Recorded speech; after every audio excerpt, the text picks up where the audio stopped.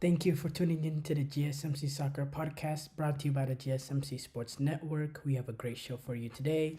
We will be discussing Ronaldo becoming the first man to score 900 official goals. We'll discuss Chelsea's start of the season. We'll discuss the biggest takeaway from the opening match of the Premier League. We'll discuss Brazil taking on Ecuador in tomorrow's Colombia World Cup qualifier. And make sure you stick around for the end of the show where I'll be giving you my reaction to some of the top headlines going on in the football world. Now, before we start off though, if you have a question during the show, we want to hear it. Your input is a big part of what makes this show great, and we thrive on your energy and insights. Whether it's a quick comment, a thoughtful question, or an opinion you just have to share, don't hesitate to drop it in the chat. Now, if you want to make absolutely sure your message stands out and gets featured on the show, there's an easy way to do that. Use the super chat feature. Just click the $ at the bottom of the chat box to send in your super chat. This guarantees that your message gets on the air, and it's also a fantastic way to support our channel. We really rely on your support to keep bringing you the sports content you love, and we appreciate every bit of it. So go ahead and let us know what you're thinking. Hit that super chat button, and let's keep this show as interactive and exciting as possible. And if you prefer, you can also go to the GSMCpodcast.net to tip, donate, and leave a comment or question there. We couldn't do what we do without your amazing support, and we're so thankful to have you as part of our community.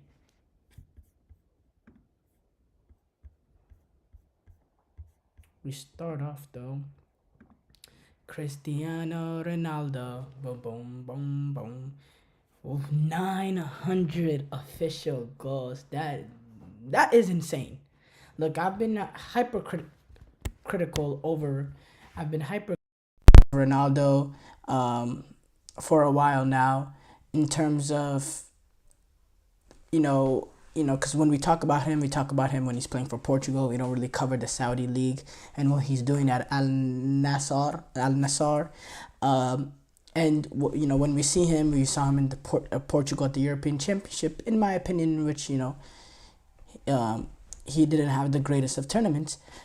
But look, before we get to the negatives, which there is negatives, of course, there's no negatives with this, though. 900 goals. I mean, that's insane. I don't know if I could. I don't know how I can put this in 900 goals. I mean, that is insane. 900 official goals. I mean, I don't know. I don't even know how to even describe that. Like, the best, the most elite sort of goal scorer gets an average about 35, 40 goals. That's the best of the season usually. 35, 40. That's about, about 40 goals is probably each year it's probably the leading goal scorer of the year. About 40 goals. This guy Ronaldo, you would have to, let's say Lamine Yamal right now, who's 17 years old. Or that's a bad example. Let's say there's a new kid coming up the ranks, a new 18-year-old prodigy. For him to catch up to Ronaldo, he would have to score 45 goals for the next 20 seasons. It's just ridiculous, 900 goals is ridiculous. This is full recorded, all recorded as well. I mean, it just shows this is longevity, this is hard work, this is talent, this is perseverance, this is dedication. And, there's been some things I've been critical about, not regarding Ronaldo, but regarding, the Portugal around him for the issues that they've had in terms of trying to get past the Ronaldo age. But what you cannot argue is this guy's hugely dedicated. He is an extremely hard worker, and he's an extremely talented player. And yes, pure natural, wasn't as technically gifted as Messi or as, a lot of footballers, as the Neymars, as the Eden Hazards, the De Bruynes, wasn't as technically gifted at them in terms of being able to play in tight spaces and all that, but had enough of the ability to be great with a combination of hard work, dedication, and his drive. And what he had that these players that are extremely technical did not have is that direct nature of him, especially going back to the Manchester United days, and being able to go and use his pace and be very very direct, and be impossible to stop. Not that these other technically gifted players didn't have that as well. They did, but this guy Ronaldo, I mean, he's just sensational. 900 official goals. I'm trying to sort of describe, especially to there's probably some people here that are not really soccer followers, football followers, day in day out, but it's just an unbelievable achievement. It's ridiculous. This is bigger than LeBron getting you know. Actually, it's about the same. It's about LeBron breaking Kareem's record. Yeah, I'd say it's about that. But no, he's the first guy to ever reach 900 official goals. That's crazy. We've had some greats in the soccer world. Pele, Maradona, Brazilian Ronaldo, Messi. We've had many, many great players. But Ronaldo was the first. He needs to get the respect he deserves. He does get the respect he deserves. You know, Messi right now, he's at 838 goals, which I believe, Messi could get there to the 900 club too, depending on, his intentions. Keep in mind, Messi is 37. Ronaldo right now is 39, which sort of makes sense on why Ronaldo's at 900 while Messi's at 838. But no, it's an unbelievable achievement for Cristiano Ronaldo. He really is one of the greatest players to play the sport of football. There's no two ways about that, and I never deny that. Now, the thing to be critical about Portugal is Ronaldo still being involved. Look, like it or not, at this current state and manner of where Ronaldo is in his career, he only holds Portugal back. Roberto Martinez is kind of, almost forced to keep Ronaldo because he doesn't really have the bottle to drop him. We saw him even in Belgium, despite Eden Hazard being clearly past his best, continued to start him in the 2020-22 World Cup. For the first couple games. It's just, Roberto Martinez, he's not going to make that sort of big decision. He's going to ride out Ronaldo till Ronaldo doesn't want to play. And then Ronaldo happens to think he's still an asset, with the comments he made. And he had a lot of interesting comments over these past few days. I have to be honest. And to be honest, if he didn't score the 900th goal, we would be running away with this sort of some of the comments that he's made. Let me pull them up real quick. First of all, I'll talk about his role at still being in Portugal. He said let's pull it up actually. I had the quote pulled up, but I can't find it now. Okay, so this is what Ronaldo said. That's all from when he was asked questions about ending his international career and all that. He said, "That's all from the press. It never crossed my mind that my cycle had came to an end. Quite the opposite. It gave me even more motivation to continue to be honest. The motivation is to come to the national team to win the Nations League. We've already won it once and we want to do it again. I might say the same thing over and over again, but I don't think long term. It's always short term. Until the end of my career, I will always have the mindset that I will be a starter. What I feel at the moment in the Coach Roberto Martinez words also demonstrate this, is that I continue to be an asset to the national team, and I'll be the first to admit it if that isn't the case. When I'm no longer an asset, I will be the first to leave.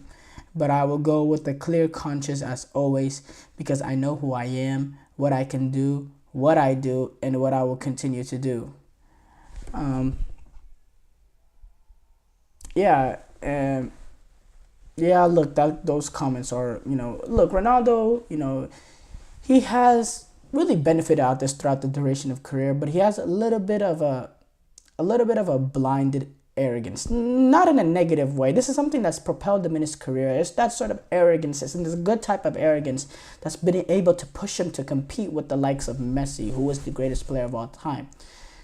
But sometimes the blinded arrogance can just become pure arrogance that's just not good, and that's what it is right now. The fact that he thinks he's an asset for Portugal right now, when we saw he was holding them back at the European Championship, and on top of that, Roberto Martinez is doubling down on his opinion that he's an asset. Just doesn't, it's pretty delusional. But again, what made Ronaldo great is this delusion. That's what made him great. Now he's sort of, not as great as he was. He's not really being able to come to cope with that. We saw it at the end of his campaign at United, the tantrums, walking out, before the end of the game against Tottenham. We saw it. He just couldn't handle not being, the man. And for someone who's been one of the best player on his team for his entire career, it's a hard thing to just swallow and accept. And look, the problem and why I think the solution for Portugal is just to completely drop him from the squad is that, look, he has too big of an ego to accept a limited role, to be willing to be subbed off in the 50th, 55th minute when he's clearly out of gas. He's not willing to accept that sort of thing, and in having him and not having him and not playing him every minute of every game is number one. It's gonna give the manager a headache. He's not gonna be able to resolve it, and it's gonna ruin the team morale because Ronaldo's gonna be a distraction. And we saw that. I mean, in the last game, he got subbed off 55th, 60th minute against Georgia, the last game of the group stages that essentially meant nothing for Portugal. And we saw the reaction that Ronaldo had. I mean, if that doesn't tell you something, I don't know what will. We know what it is about Ronaldo. And again, this sort of desire, this hunger, this passion, the frustration when things are not going his way, it's also what fueled him to make him great, but at the same time is what's damaging Portugal now. And then he had some other comments too as well, saying whenever he spoke about, after he got 900th career goal, Ronaldo said, "It means a lot. It was a milestone I wanted to reach for a long time. I knew I would reach this number because as I continued to play, it would happen naturally. It was emotional because it's a milestone.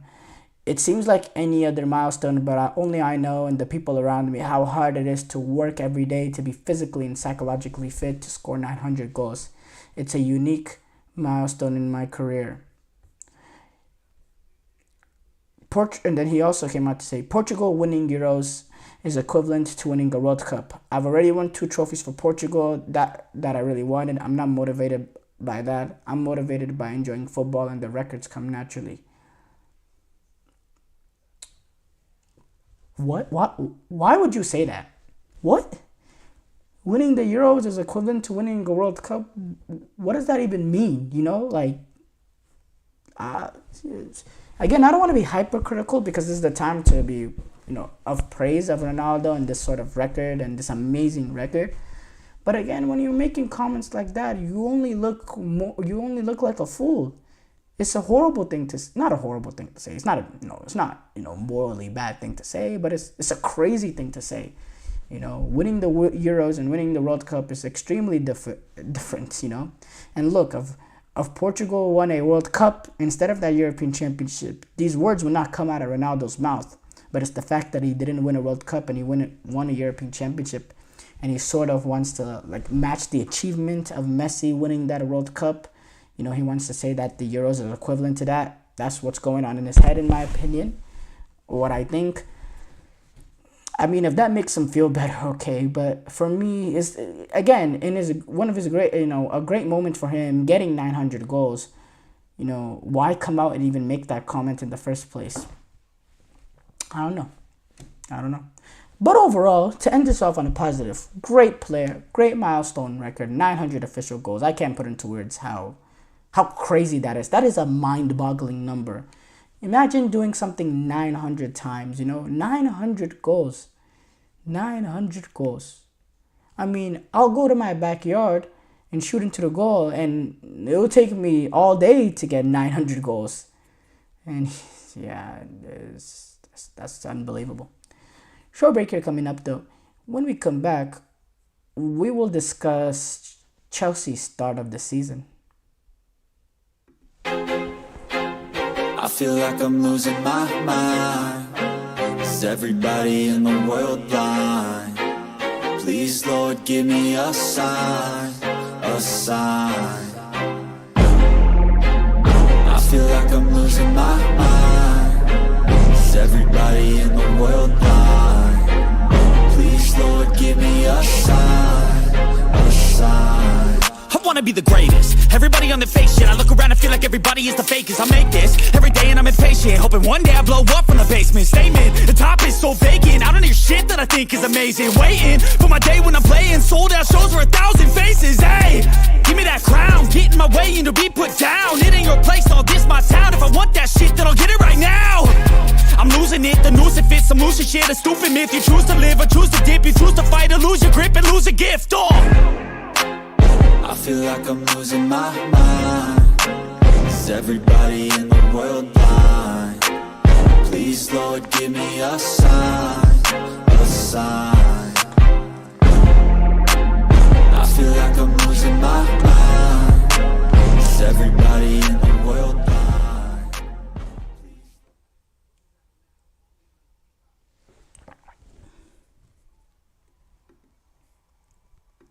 Before the break, we discussed Ronaldo becoming the first man to score 900 official goals. We move on to assess Chelsea's start of the season. It's been Hold on. Let's get back on track. Let's talk about Ronaldo. No, it has not been a great start to the season. But again, hasn't been a horrible start to the season per se as well for Chelsea.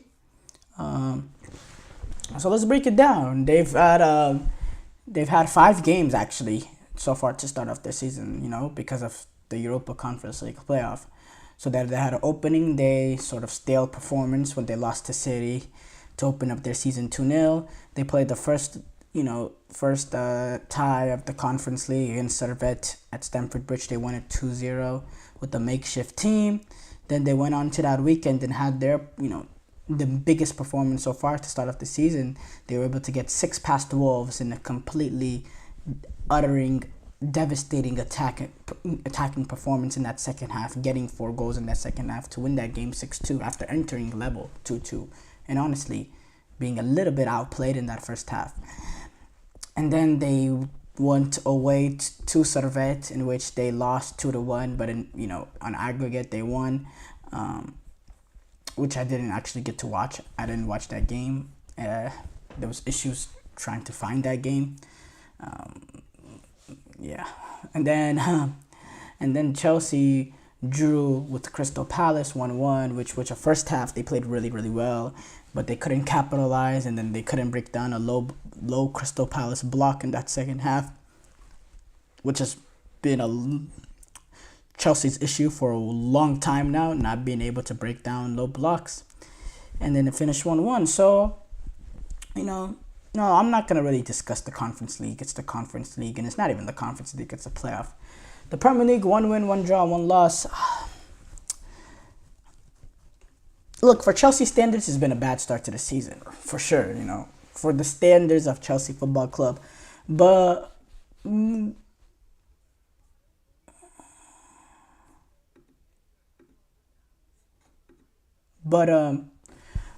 sorry, we were having a slight technical difficulties there.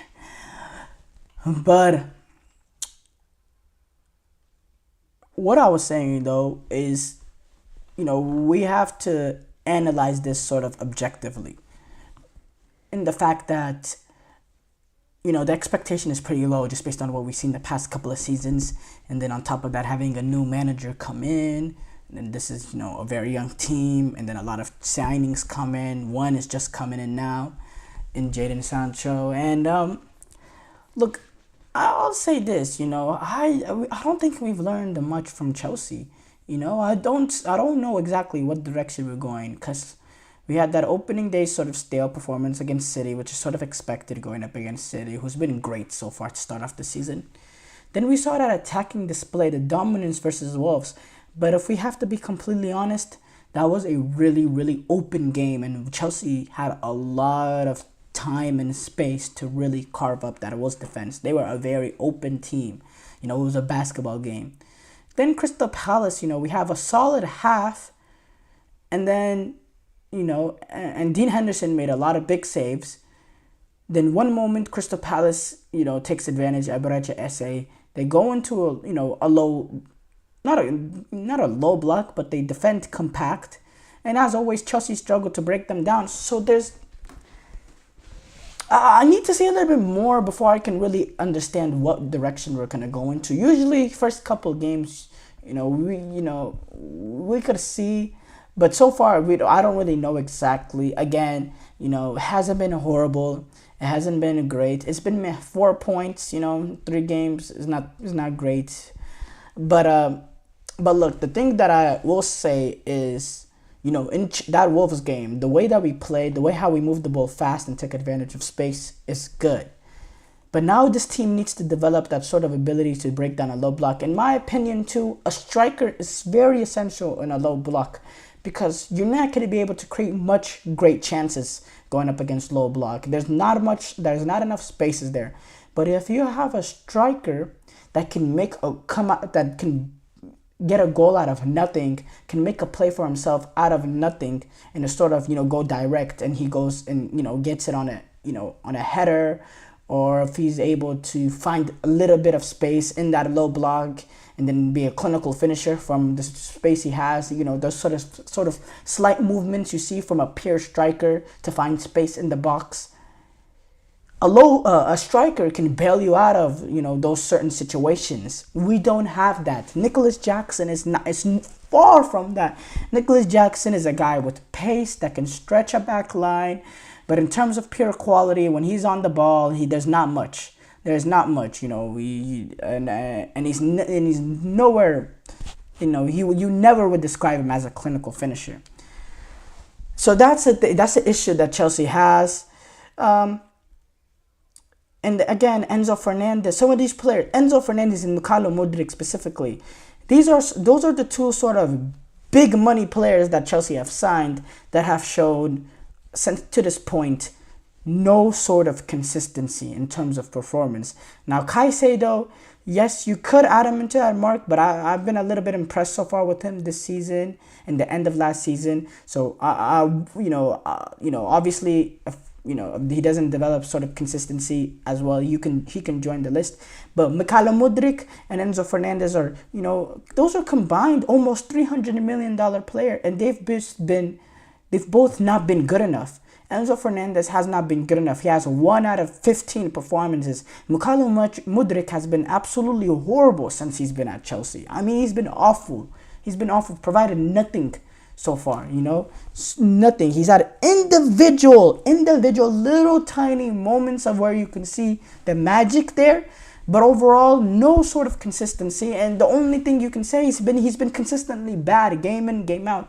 He came on in this Crystal Palace game, and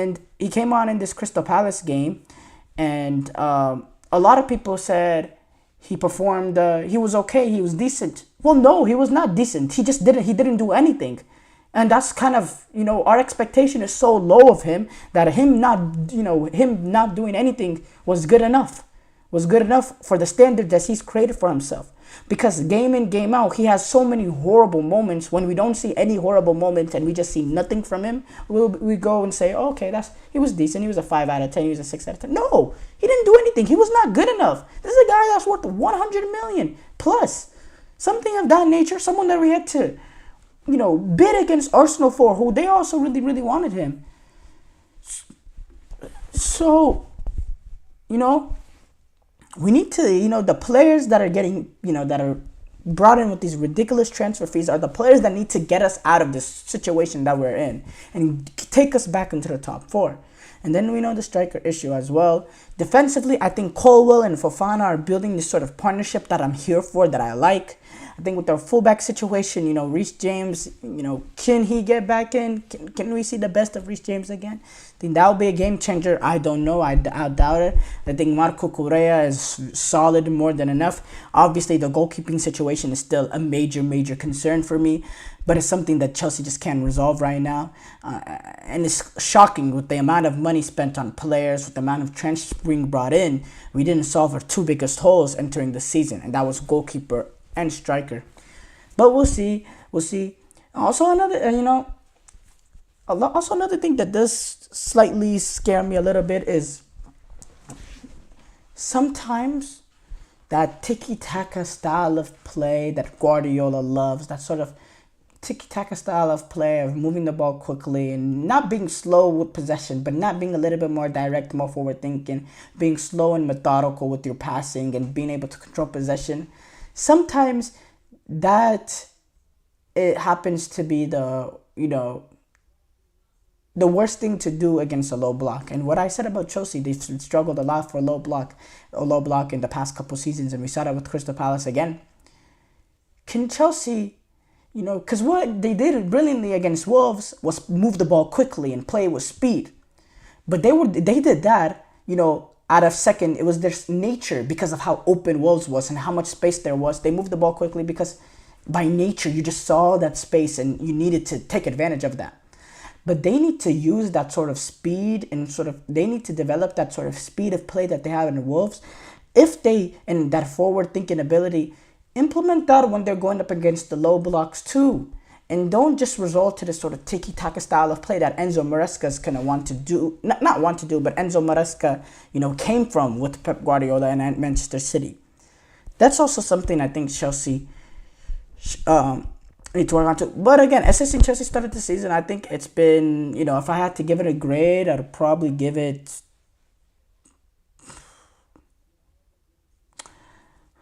Look, I think B minus. I think B minus is too positive, but C is too negative. I'll go, somewhere in there, the C, B minus range, anywhere in there. Has not been horrible, but has not been good enough at all. Been far from good enough. But again, will remain to be seen. It will be remain to see, how Chelsea continue on to the season. They open up after this international window. They take on Bournemouth, West Ham.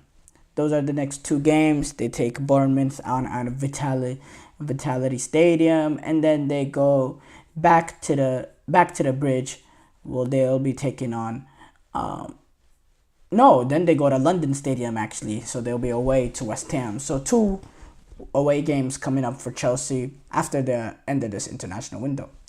So we'll see a lot more about them, and we'll be discussing them obviously more on this podcast as time goes on. Short break here coming up. When we come back, we'll discuss our biggest takeaways from the opening matches of the Premier League. Looking for your daily fix of sports talk without having to pay for it? GSMC Sports Network is available on YouTube. Just search GSMC Sports Network. Get your fix of daily sports talk shows on YouTube, absolutely free. NFL, college football, NBA, MLB, MMA, UFC, fantasy football, and so much more. GSMC Sports Network has shows running all day long, with new sports shows starting every 2 hours. Just like on your favorite cable sports channel, except GSMC Sports Network is absolutely free. Just search GSMC Sports Network on YouTube to catch one of your new favorite shows, like the GSMC College Football Podcast, Chip Shot Football Podcast, Hoops and Heels Women's Sports Podcast, GSMC Basketball Podcast, and so many more. Check it out for yourself. GSMC Sports Network, now available on YouTube absolutely free. Search GSMC Sports Network on YouTube right now.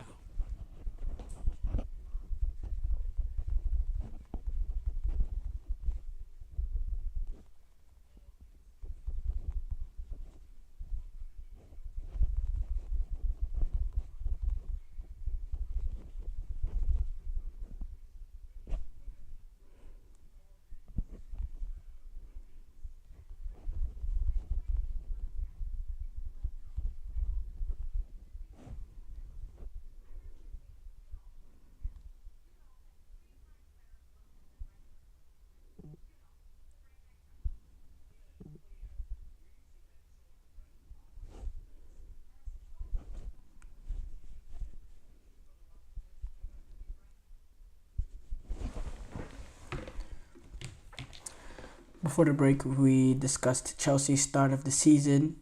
We move on to discuss the biggest takeaways from the opening match of the Premier League.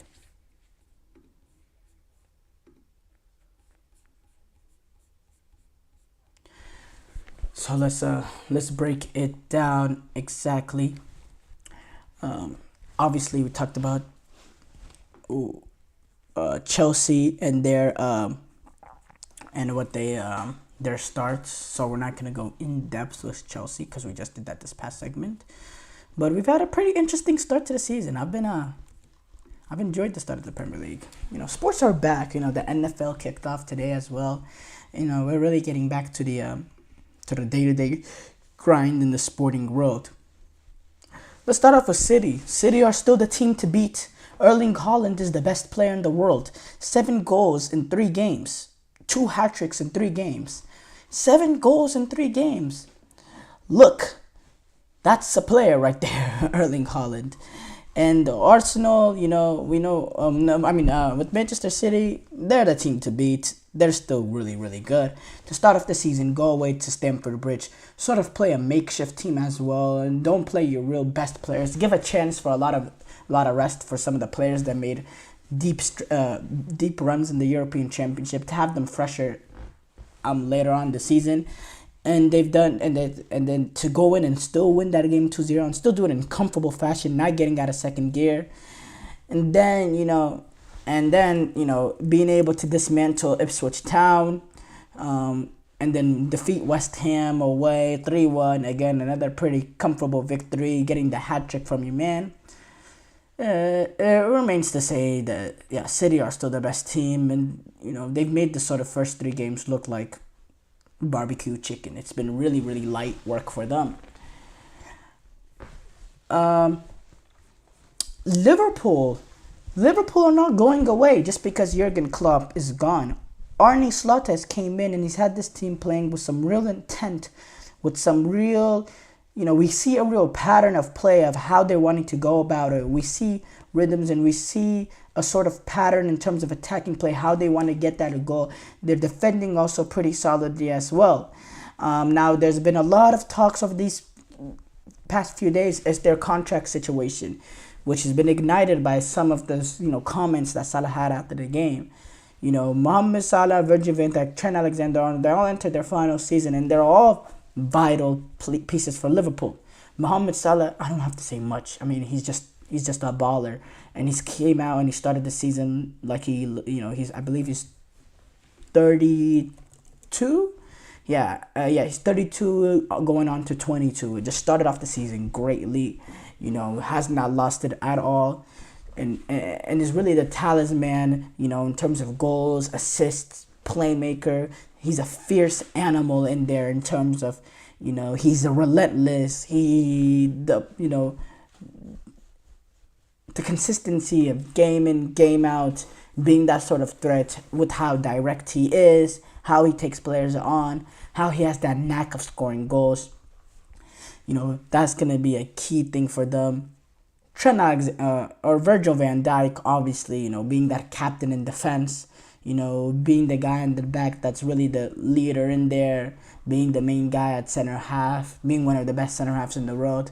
Obviously, that's a big one. And then Trent Alexander-Arnold, the English, the Scouser in there, him being a Liverpoolian, I don't know what the term is for someone who's from Liverpool. I was going to say Liverpoolian, but I don't think that's it. The Scouser in there, he's so vital. The amount of opportunities that come from him on the right-hand side with the quality of balls that he can play in. I still don't think I've ever seen a player that can whip in a cross like Trent Alexander-Arnold. Just purely such a brilliant, gifted player.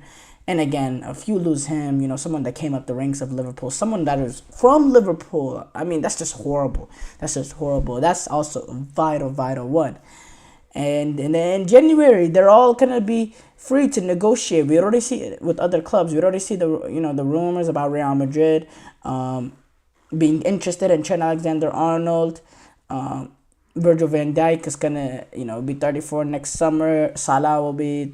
the problem with Salah is that, he's gonna want a multi-year deal with very good wage, and Liverpool are kind of put themselves, they don't want to be in an awkward position if, let's say, a sudden drop-off happens and they're having to pay Salah a lot of money. We see that with situations with other players. United are sort of going with that with Casemiro right now. You don't want to put yourself in that sort of position. But that's the main thing that's been talked about. But again, the start of Liverpool, they've been great. The attack of Mohamed Salah, Luis Diaz, Jota, Gakpo, Nunez on the bench. I mean, it's a fierce attack. The revelation that's been in Gravenberg in midfield, being able to partner up with McAllister and Szoboszlai playing a little bit more of an advanced role, gelling in there. Gravenberg playing a position that we never thought that's his sort of place, but Arne Slot being able to make that work and him excelling in there so exceptionally. And then we see how the fullbacks, Andy Robertson and Trent Alexander-Arnold, are involved in the attack as well. And we thought that might be I thought that might be limited because they were a huge part of how Liverpool attacked with Jurgen Klopp. And I didn't think that could be replicated with Arne Slot. But Arne Slot has still managed to use their qualities to being able. Trent Alexander-Arnold has been exceptional this season. So, I'll say that. With Liverpool, that's obviously, there's a lot to follow there. Southampton, Ipswich Town, and Leicester, they've all managed to not win a single game, which is, been disappointing. Those three teams have now winning a single game. We know how it works with the the top of the Premier League is making 100 million, or the bottom of the Premier League is making 100 million, and the top of the Championship is making, I don't know, like a fraction of that, not even a fraction of that. There's a gap, and but that's not to be surprising. Chelsea, again, we don't know much about them as well. But something we do know is Cole Palmer last season was not a one year wonder. We see it again this season. He started off 1 goal, 4 assists, a magical goal against Wolves. He's been able to create. That opening day against Manchester City, Enzo Maresca deployed him on that left or right hand side. I'm forgetting right now at the top of my head. I think it was the right hand side, and he didn't really look at his sharpest best. But again, his best position is playing in that central attacking midfielder role, because he has the ability to not just be able to be a goal scorer and create for himself, but he has that gifted ability to create for other players, and playing through the middle allows him to do that. In those next 2 games where he got played more in a natural position, more in a position for him to succeed, more in a position for him to pick up the ball in more dangerous areas of the pitch to create for others, he's been dominant. He had that magical goal against Wolves, sort of chipping the goalkeeper from way far out. And then he had a hat-trick of assists also in that game. And then he's been able to get another assist in this Crystal Palace game as well. And his performance throughout those 2 games, he's been absolutely sensational. Last year was not a 1 year wonder. And I thought maybe, he'd slow down and he wouldn't be as good of a player if he was last. No. He's been great to start off, and I don't see a drop-off coming. I think there's some consistency that's going to come with Cole Palmer, and I think he's really going to skyrocket up into a lot of people in terms of their best players in the world list, because he is a player. He is a player. I can't argue that. Arsenal, they had a good opening game against Wolves. They had a great game against Aston Villa, despite, having Aston Villa picking up some confidence in moments in that game. Aston Villa playing at home with the home crowd. Arsenal were able to dig in and get the victory with Trossard coming on, getting the first goal on his first touch. Then eventually Thomas Partey sealing the deal 8 or 9 minutes later. But then it was that disappointment against Brighton in which they go down a man, and they take the lead and they go down a man. Brighton go on to equalize, and then Arsenal sort of holding on, playing against a Brighton team that's had a good season so far, that looked good under Fabian Hersler. again, my biggest takeaway from them is Arsenal still really, really good team. Good start to the season, everything, all that, right? Great start. But the dropping points is critical. While Manchester City are excelling and flying high, Arsenal already dropped points. Again, these are the sort of games that Arsenal might look back on now. Any sort of drop points with how tight and how great Manchester City is and how tight this campaign can be, any drop points is a massive missed opportunity.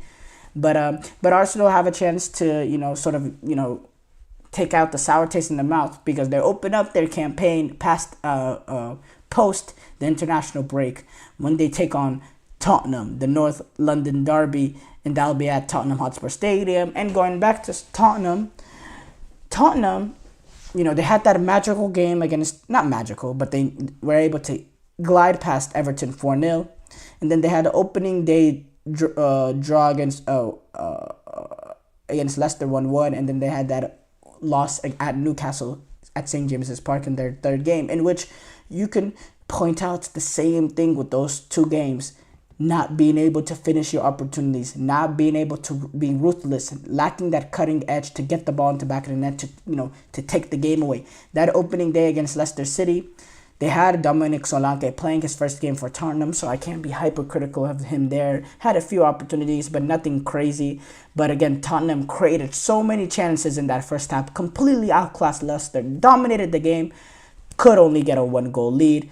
And when a 1-goal lead is never safe because it only takes one attack for Leicester to get back into the game, in which Leicester had that later on in the second half, and Tottenham weren't able to close that deal. And then against Newcastle, again, dominated Newcastle in terms of general play throughout the entire game, not even just throughout the entire game, but 2 goals against the run of play, 1 to start off the game for Newcastle. Tottenham were able to equalize. They continued on. They went on. They dominated. They created a lot of chances. They had a good possession. Couldn't get the second. Quick counterattack against Tottenham's really ridiculously high line, and boom, they're down 2-1. That's the nature that we find ourselves in now. And Spurs, they need to sharpen that up. They need to be able to have more cutting edge to get the ball into the back of the net. They need to be brilliant. They need to finish. Now, in that final game, Dominic Solanke didn't play. So now with the international break, they can soothe them in there. Ange Postecoglou can, hopefully he was able to come back because they play Arsenal, the North London derby, to open up their post-international break. And that's going to be really, really pivotal. Dominic Solanke, returning. That's going to be extremely, extremely pivotal. Short break here coming up, though. Wow, we went a little bit over the time. Short break here coming up. When we come back, we will discuss the Colombo World Cup qualifier between Brazil and Ecuador.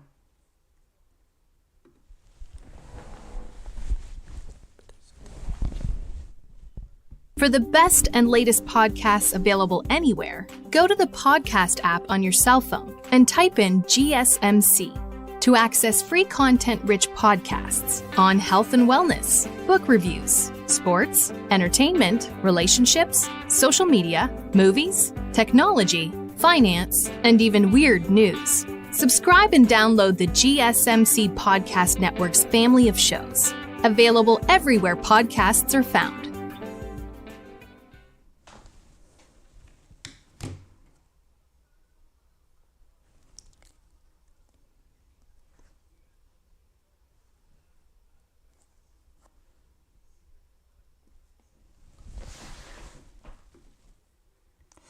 Before the break, we discussed the biggest takeaways from the opening matches of the Premier League. We move on to preview the Colombo World Cup qualifier between Brazil and Ecuador.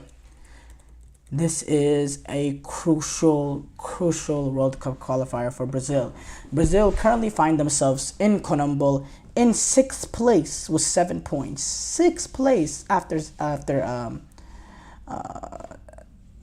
how many games? After 6 games. 2 wins, 1 draw, 3 losses. And the start of it wasn't bad. They got 2 wins and a draw. But then since then, 3 straight losses suffered. And now they find themselves in a position. Look, it's not a panic time because Colombo World Cup qualifiers are 2, 4, 6, 8, 10, 12, 14, 16, 18 games. And we've only played a third of Brazil has only played a third of those games. So look, well, but Brazil, they can't, they can't get complacent now. Every game needs to be like crucial. The intensity needs to be up for Brazil. Now, Dorval Jr. was not the manager of those opening 6 games, and so far Dorval Jr. has not lost a single game within 90 minutes. He lost to Uruguay, but it was in penalties. But Brazil hasn't exactly looked scintillating. A lot of those performances has been draws. They've not really taken games over. They haven't been dominating games like Brazil should. And yeah, it's a transitional period for Brazil. Of course it is, and it's a hard time for us Brazilian fans.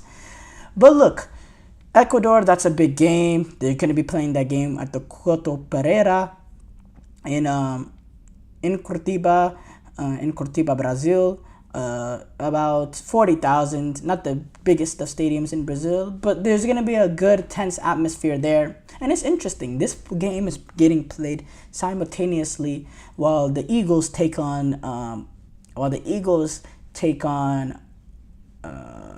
who did the Eagles play? The Eagles take on the Packers at Sao Paulo Stadium at 7:30. I believe the game set to start at 7:15. This game is starting off at 8 p.m. Those are games pretty much simultaneous almost. So yeah, that's interesting. I wonder, if the NFL, would prefer not that to be happening. I mean, maybe they should have pushed this game to Saturday, the NFL. Because we know the attention of the Brazilian fan will be in this Brazil game, critical World Cup qualifier. Now we know Neymar is not going to be present. He's nearing his return to Al Ahly, which is great news for everybody in the football world. But there's also no Richarlison who's out. So, Brazil number 9 depth is weak. There's Endrick, who's a 17-year-old, and then there's the play. Man, his name is escaping my head. I was just talking about him. He plays in the Brazil League. Well, where is it? Give me 1 second as I pull it up.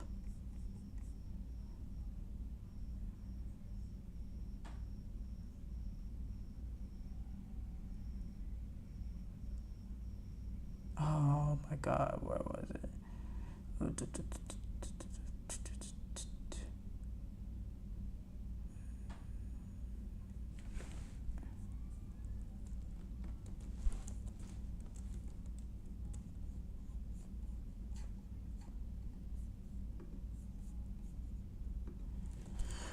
Okay, while I find that though, but Brazil, they're gonna have they're gonna be coming weak-handed. No Rafinha also, who's not gonna be available.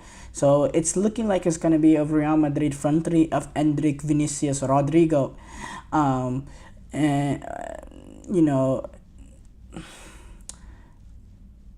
not the strongest of front threes, especially when you look at their performances for Brazil, specifically. Talking about Vinicius only having 4 goals in 31 games. But these players that do brilliant for their club, specifically Vinicius, Rodrigo, they need to show up for their national team. They need to pull them out of the hole that they're in. Dorval Jr. now in this team, they have a chance post the Copa America to develop a pattern, to develop a system that we as Brazilian fans, we love to see. We want to see attacking football. We want to see flair. We want to see quality. And most importantly, we want results. And Ecuador is a tight team. Ecuador is a team that's comfortable going away in Conmebol. It's a team that qualified for the last World Cup. It's a team with real quality, with the likes of, Stupian, Caicedo, and Valencia still being involved. They're a really, really good team, and they've shown, they had a brilliant last World Cup in the Copa America. They narrowly lost to Argentina. They're a team that can definitely make it an outfit for Brazil. And look, in the Copa America, it was a really disappointing performance for Brazil. They didn't dominate game. They dominated that Costa Rica game and Paraguay. They dominated that Costa Rica game, but they couldn't get a goal. It finished 0-0. They did dominate Paraguay. But again, with Paraguay, Paraguay is not to the level of competition that Brazil are expecting to be. Brazil, want to achieve higher than being able to dominate Paraguay. And this is a critical, hypercritical World Cup qualifier. For me, I think Brazil will get the result. I think they need to have some sort of a positive performance after the disappointing Copa America. They need to build some sort of momentum as they're able to get players back from injury, like Neymar, as they get suspended Rafinha back soon as well. Probably they'll both be available that next international window. Oh, Rafinha will. Neymar might be available for that next international window. He'll come back and he'll be the talisman in this team. And then they need to develop sort of consistency in defense as well. Jan Couto, now he's taking the next level, going at Borussia Dortmund. Can he go become that top-class fullback and become that sort of player for Brazil as he continues to develop? I think that's a player that I'm really looking forward to see his development now that he's at Borussia Dortmund. So yeah, we'll see with Brazil. This Brazilian team is not of the Brazilian teams of the past. I've been really critical over them. But look, we have a World Cup that we're preparing for in 2 years in the U.S. And even despite Brazil, over this past decade or so, Brazil have put out some poor teams in the Copa America. The 2016 Copa America Centenario, not being able to get out of the group. This past Copa America as well. But in the World Cup, every World Cup we've had, the 2018, 2022 World Cup, we've had really, really strong teams that, just couldn't get over the hump in quarterfinals. But the players and the team had the ability to win it. They just couldn't really get over the hump in those games. Can Brazil get back to that? Can they build this sort of dominant team for the World Cup in which they are able to get over the hump and win it? We'll see. And Dorvel Jr., he has a lot of work to do with this Brazilian team. Short break here coming up. When we come back, we'll react to some of the top soccer headlines.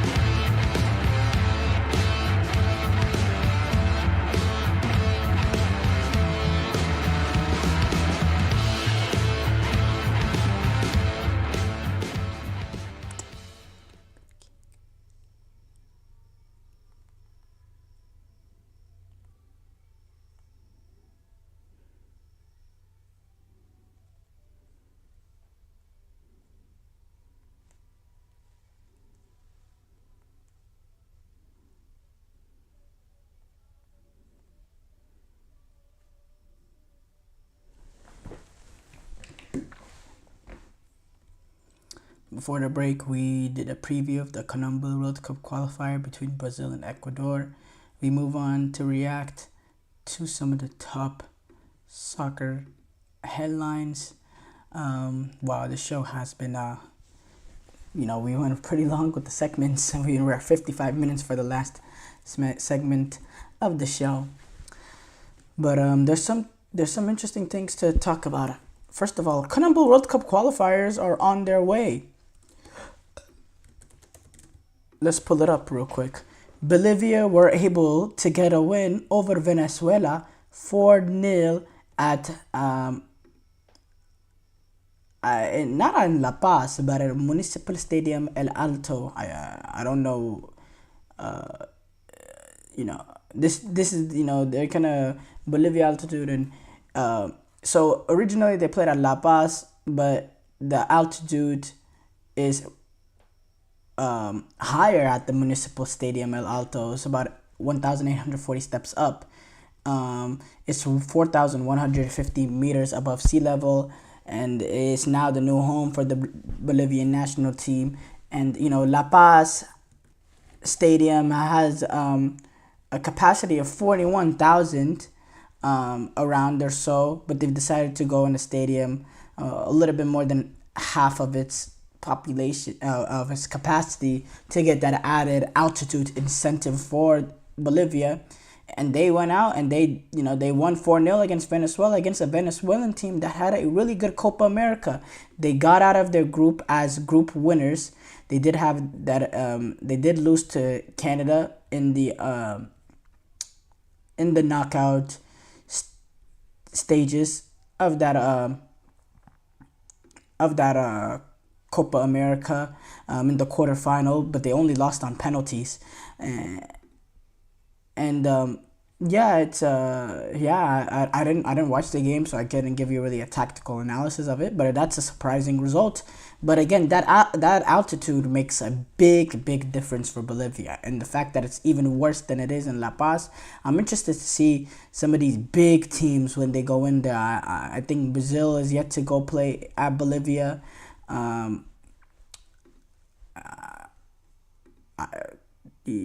Brazil, they played in Brazil actually. So I'm interested to see how these big teams fare when they go to Bolivia, as Bolivia were able to trounce Venezuela 4-0. Argentina, without Messi, were able to get that 3-0 victory over Chile. They trounced them. This game played at the Monumental in Buenos Aires in front of 80,000 plus Argentinian fans. And McAllister, Julian Alvarez had an absolute stunner, and then Paulo Dybala caps it off in the 91st minute. He came on off the bench. Argentina were able to dominate Chile. No surprises there. Argentina, they're under Scaloni, who I thought there was a chance that he might leave post the Copa America. The comments that he had before the Copa America, sort of questioning his future with Argentina, questioning whether he'll continue to have that sort of desire and passion in him. Well, he stayed on after this Copa America. He's managed his World Cup qualifier, and I happen to think he must think, okay, he's willing to take this team to the World Cup, and he's a brilliant international manager. The way he has Argentina playing, he's a great coach. And it's great news for Argentina, and they continue to have a dominant display in the World Cup qualifiers with 6 wins and a loss. That loss that they had was to Uruguay actually. So hats off to them.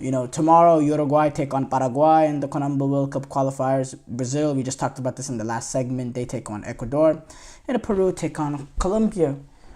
We take our attentions to the Nations League in our international roundup. In the Nations League, should we talk about all the games, or should we just do Nations League, the main sort of groups? Let's only discuss the main sort of groups.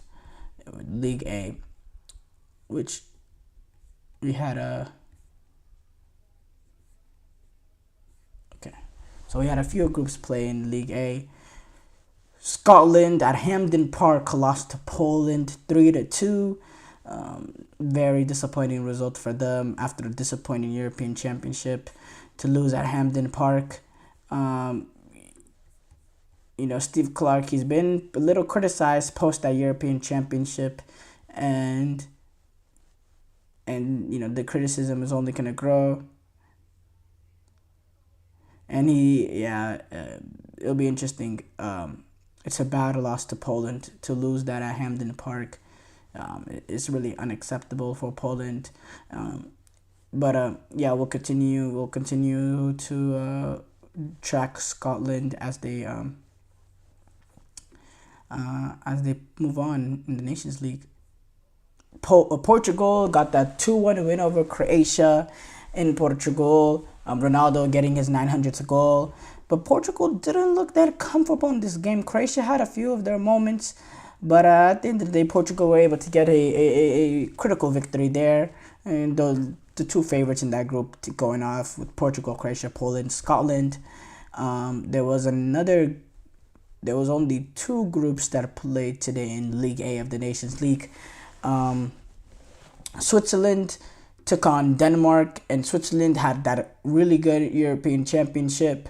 But in this game against Denmark, they were outplayed. Denmark was far better than them, having 17 shots to 5, 8 shots on target to 1. They really controlled this game, and they were able to get the win. It was a late goal in the 82nd minute, but yes, the red card in the 52nd minute by Nico Elvedi did change the game in that second half, in which Denmark took advantage of it at the Parken as well. Denmark was the home stadium. The Granit Xhaka eventually he got sent off as well in the 87th minute, but that was after already they've gone down 1-0, and I don't think that had a much big impact in the game in terms of generally, but that red card in the 52nd minute by Nico Elvedi, obviously that's a huge moment, having to play basically the duration of a second guard with 10 men. That's horrible. It's just not a place you want to find yourself in. And then the big game that I tuned in, and it was kind of a snooze fest, was that Spain-Serbia game. No real action going on. Spain obviously being more progressive, controlled the possession with the 74% possession, having 21 shots to 9 for Serbia, 5 shots on target to 1 shots on target for Serbia, 5 shots on target for Spain. This game was played at the Red Star Stadium, which is gave the advantage to Serbia. But yeah, Spain weren't able to get that a goal. This is their first game since they won the European Championship. They came out as well with a strong team, playing Carvajal, Raya, Lenormand, Laporte, Raya, Carvajal, Lenormand, Laporte, Cucurella, Zubimendi, Fabian Ruiz, Daniel Olmo, Nico Williams, Lamine Yamal. This is a really strong team. But yeah, Spain, they couldn't break that Serbian defense down and get that goal. But this is the best team in the world or probably the second best team in the world. We'll give that honor to Argentina, as they are the defending World Cup and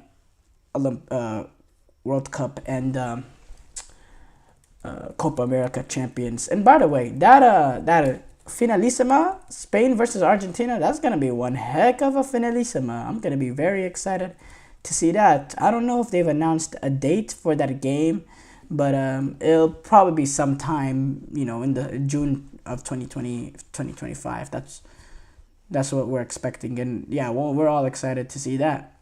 So yeah, that's the wrap-ups of this summer's international, of this current international set of matches. We'll talk about more about tomorrow. There's going to be more international games. We'll talk about the games but overall, we went a little bit overboard.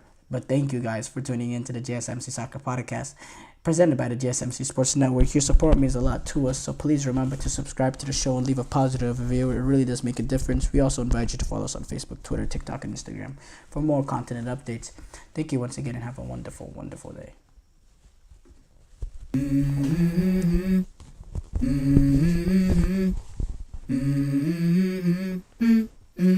Let's go. I wake up to a